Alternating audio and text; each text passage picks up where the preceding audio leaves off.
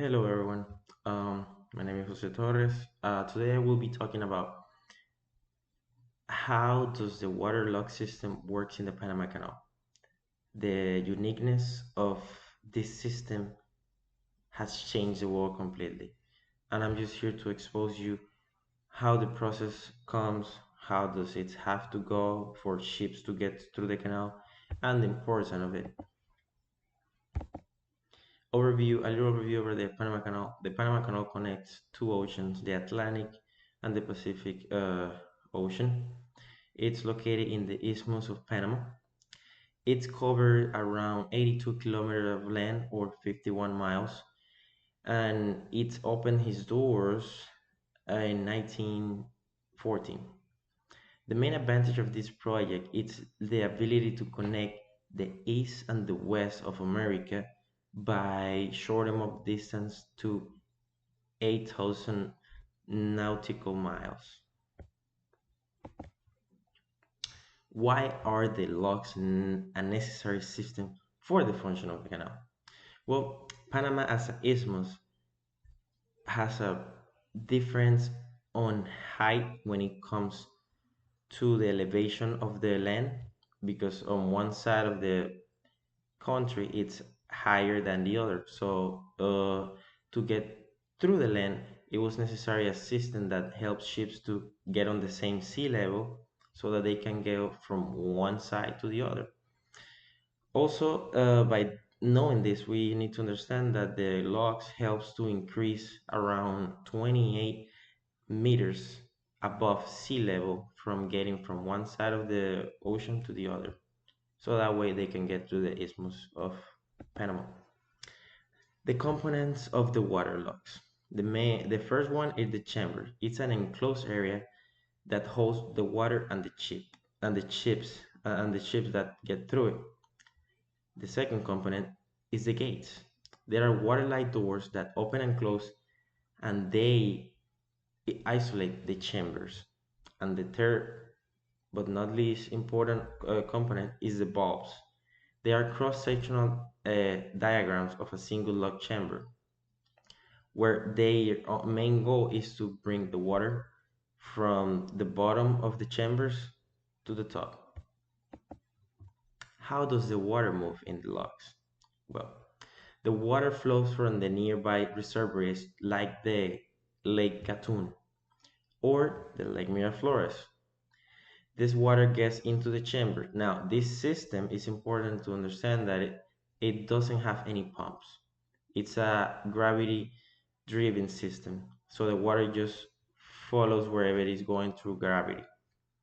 The valves control the flow by raising or lowering the sea level, the water level, meaning when a ship has to raise, they pump water into the chamber or from the bulbs, and when the water have to get out, the bulbs make sure to drain that water.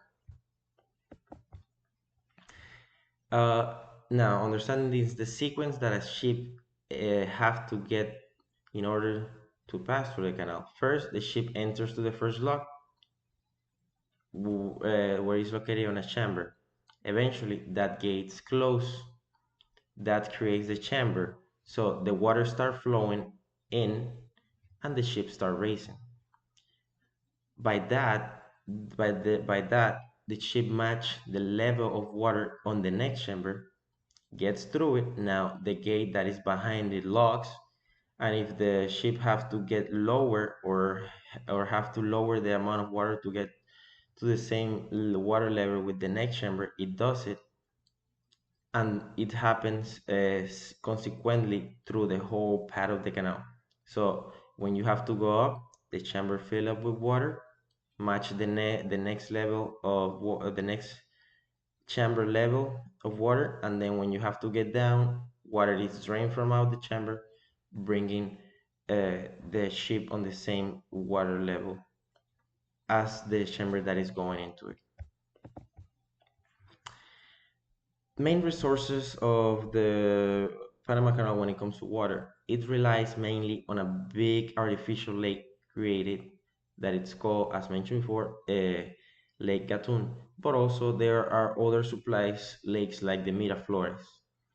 The main challenge of the Panama Canal is conserving their water supply because of the seasonal change, the climate change, and the dry season, especially in a country that is really hot as Panama. There's always that effect of climate on the water supply. Also, adding to this, it's important to understand that the Panama Canal have a new expansion.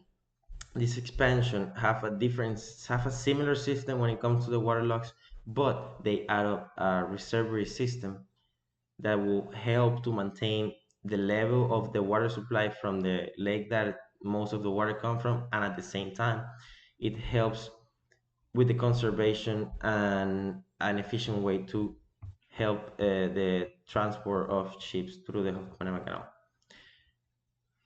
Now, getting into it, the expansion of the Panama Canal is finished on 2016. That's when they opened their doors. The main goal of this expansion was to accommodate bigger shipping ships like the Panamax, that they were almost 2 to 3 times bigger than the regular ships that they go through the canal in daily basis. And like mentioned before, one of the main advantage from this expansion was the creation of water saving basins that instead of using the water once and then just releasing it, they save the water just through the whole process of each ship getting through the canal and recycle that water instead of having to just focus on the use of one time water from the lake in order to be able to get ships through it.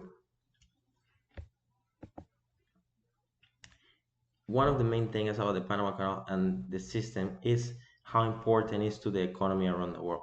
Around 6% of the maritime trade happen through the canal because of the advantage to cut time and eventually money when it comes to investment in transportation and delivery of goods. The Panama Canal is a critical vessel for the economy worldwide, for transportation and shipping of goods because it reduces cost and time.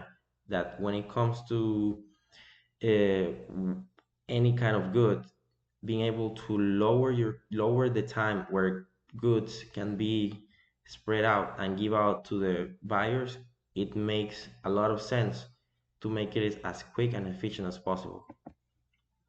In conclusion,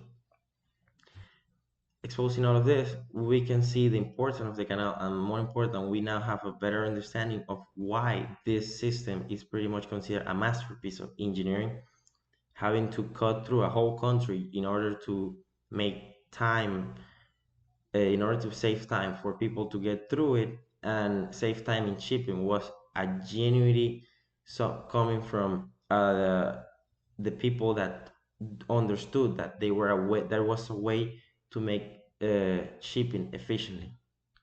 As time passed, as shipping, as delivering of goods advance, there's always gonna be a lot of new advantage. They're always gonna come with new challenges, but the Panama Canal is ready for it. And the better understanding they have on how to reuse water and how the water log system helps the transport of ships, they make advantage, and you could see the importance of the Panama Canal and his benefits around the world. And lastly, for the Panama Canal, it's really important to ensure efficiency and sustainable marine transport. So that's why it's important to keep an eye on it and having an understanding of how the system works because it gives you a broad idea on how products around the world get delivered. Thank you.